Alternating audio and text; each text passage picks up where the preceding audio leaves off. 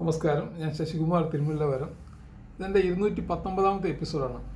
ഇത് ഞാൻ പറയാൻ ഉദ്ദേശിക്കുന്നത്, ഒരു പുരുഷനായാലും സ്ത്രീയായാലും ജനനം മുതൽ മരണം വരെ എന്തെല്ലാം കർത്തവ്യങ്ങൾ അല്ലെങ്കിൽ എന്തെല്ലാം ഉത്തരവാദിത്വങ്ങളുണ്ട് എന്നുള്ളതിനെ പറ്റിയാണ്.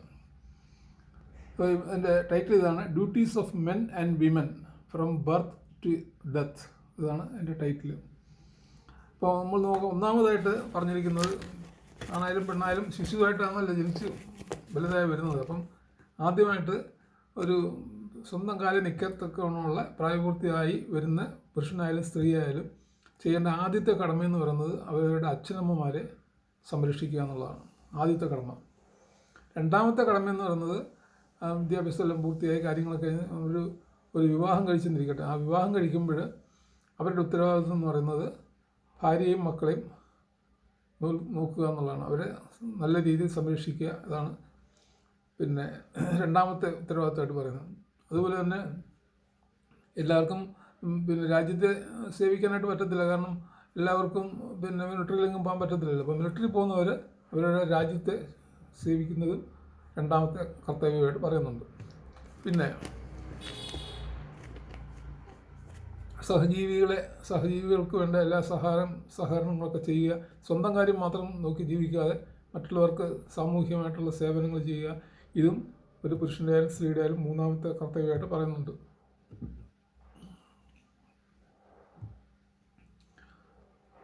പിന്നെ അതുപോലെ തന്നെ ഒരു വിവാഹിതരായി ഒരു കുടുംബമൊക്കെ ആയിക്കഴിഞ്ഞാൽ അവരുടെ ഭാര്യയും മക്കളെയും, പുരുഷനാണെങ്കിലും സ്ത്രീയാണെങ്കിലും സ്ത്രീക്ക് പിന്നെ ജോലി ഉണ്ടെങ്കിൽ മാത്രമേ അത് നമുക്ക് ആ കാര്യം എടുക്കാൻ പറ്റൂ. പുരുഷനാണെങ്കിൽ വിവാഹം കഴിച്ചു കഴിഞ്ഞാൽ ഒരു ഭാര്യയും മക്കളെയും ഒക്കെ ഉള്ള കുടുംബം നല്ല രീതിയിൽ സംരക്ഷിക്കണമെന്നാണ് പുരുഷൻ്റെ ധർമ്മത്തിൽ പറഞ്ഞിരിക്കുന്നത്. സ്ത്രീകൾക്ക് പക്ഷേ അതുമാത്രമല്ല, വീട് വൃത്തിയാക്കി സൂക്ഷിക്കുക, പിന്നെ വീട്ടിലെ ഐശ്വര്യം, മറ്റു കാര്യങ്ങൾ അതും പറഞ്ഞിട്ടുണ്ട്. പിന്നെ സ്ത്രീകളെപ്പറ്റി നാരദമുനി പറഞ്ഞിരിക്കുന്നത്, പഞ്ചതന്ത്രത്തിൽ പറഞ്ഞിരിക്കുന്നത്, പുരുഷന്മാരെക്കാൾ 4 ഇരട്ടി ബുദ്ധിയുള്ളതാണ് സ്ത്രീകളെന്നാണ്. അപ്പം നമ്മൾ ഏത് കാര്യങ്ങളും സ്ത്രീകളോട് ആലോചിച്ച് ചെയ്യുന്നതുകൊണ്ട് ഒരു തെറ്റുമില്ല. സ്ത്രീകളെ നമ്മൾ രണ്ടാമത് അല്ലെങ്കിൽ നമ്മളെക്കാട്ട് ബുദ്ധിയില്ലാത്തവരായിട്ട് കാണേണ്ട കാര്യങ്ങളൊന്നുമില്ല. കാരണം 4 ഇരട്ടി ബുദ്ധി പുരുഷന്മാരെക്കാൾ ഉണ്ടെന്നാണ് നാരദമുനിയും പറഞ്ഞിരിക്കുന്നത്. അപ്പം അവർക്ക് എങ്ങനെ അവരോട് ആലോചിച്ചാൽ നമുക്ക് ഓരോ കാര്യങ്ങൾ തീരുമാനിക്കുക, അത് നമ്മുടെ വിജയത്തിലേക്ക് നയിക്കുകയും ചെയ്യുന്നതാണ് നാരദമുനിയുടെ പഞ്ചതന്ത്രത്തിലും പറഞ്ഞിരിക്കുന്നത്.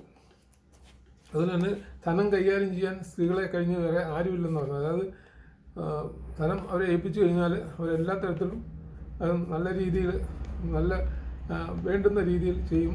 അതൊരു സത്യസന്ധമായ കാര്യമാണ്. അത് എനിക്ക് എൻ്റെ കാര്യത്തിൽ അനുഭവമുള്ളതാണ്. അതും സ്ത്രീകളെ പറ്റി പറയുന്നതാണ്. അതുപോലെ തന്നെ സ്ത്രീകൾക്ക്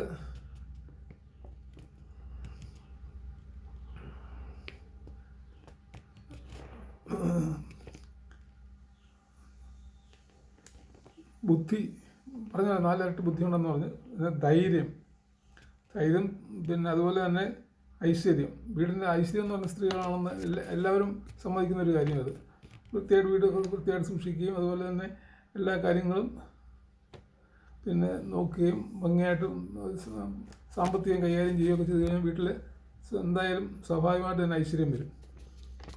മാത്രമല്ല ഈ ശ്രീകൃഷ്ണഭഗവാൻ പറഞ്ഞിട്ടുണ്ട്, നിങ്ങൾ പുരുഷനോ സ്ത്രീയോ ആരും ആയിക്കൊള്ളട്ടെ, എന്നിൽ അഭയം പ്രാപിച്ചാൽ, അതായത് ഭഗവാനിൽ അഭയം പ്രാപിച്ചാൽ ഉറപ്പായിട്ടും നിങ്ങൾക്ക് പിന്നെ മോക്ഷം കിട്ടുമെന്നാണ് ശ്രീകൃഷ്ണൻ ഭഗവത്ഗീത പറഞ്ഞിരിക്കുന്നത്. മാത്രമല്ല പിന്നെ ഭഗവാൻ പറഞ്ഞിട്ടുണ്ട്, പിന്നെ അറിവിൽ ജ്ഞാനത്തിൽ ഞാൻ സരസ്വതി ദേവിയാണ്. അതുപോലെ തന്നെ ധനത്തിലും ഐശ്വര്യത്തിലും ഞാൻ മഹാലക്ഷ്മിയാണെന്നും ഭഗവാൻ പറയുന്നുണ്ട്. അപ്പം പുരുഷനും സ്ത്രീ എന്നുള്ള വ്യത്യാസം അവിടെ ഇല്ല.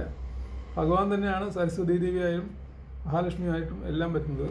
അതുകൊണ്ട് തന്നെ നിങ്ങൾ എല്ലാ കാര്യങ്ങളിലും നല്ല രീതിയിൽ ഭാര്യയെയും ബഹുമാനിക്കുകയും, പിന്നെ അതുപോലെ ഏത് വീടുകളിലാണ് ഭാര്യയെ ബഹുമാനിക്കുന്ന വെച്ചാൽ ആ വീടുകളിൽ എപ്പോഴും ഐശ്വര്യം ഉണ്ടാകുമെന്ന് വേറൊരു തത്വശാസ്ത്രത്തിലും പറയുന്നുണ്ട്. ചുരുക്കം പറഞ്ഞാൽ സ്ത്രീകൾക്ക് ബഹുമാനം കൊടുക്കേണ്ട ഒരു ഇത് തന്നെയാണ്. പുരുഷന്മാരെക്കാൾ ബുദ്ധിയും ഈ ധൈര്യവും എല്ലാം ഉള്ള സ്ത്രീകൾക്ക് നമ്മൾ വേണ്ട രീതിയിലുള്ള ബഹുമാനം കൊടുക്കണമെന്ന് തന്നെയാണ് പുരാണങ്ങളിലും ശാസ്ത്രങ്ങളിലും ഉപനിഷത്തിലും എല്ലാം പറഞ്ഞിരിക്കുന്നത്. പിന്നെ അതുപോലെ നമ്മൾ സ്ത്രീകളുടെ ധൈര്യത്തെപ്പറ്റിയൊക്കെ ഒരുപാട് കേട്ടിട്ടുണ്ടല്ലോ. പിന്നെ ഇവിടെ രാമായണത്തിൽ തന്നെ ദശരഥ മഹാരാജാവ് ദേവലോകത്ത് യുദ്ധത്തിന് പോയപ്പോൾ ചക്രത്തിൻ്റെ പിന്നെ ചക്രത്തിൻ്റെ ഇളകി പോയപ്പോഴേ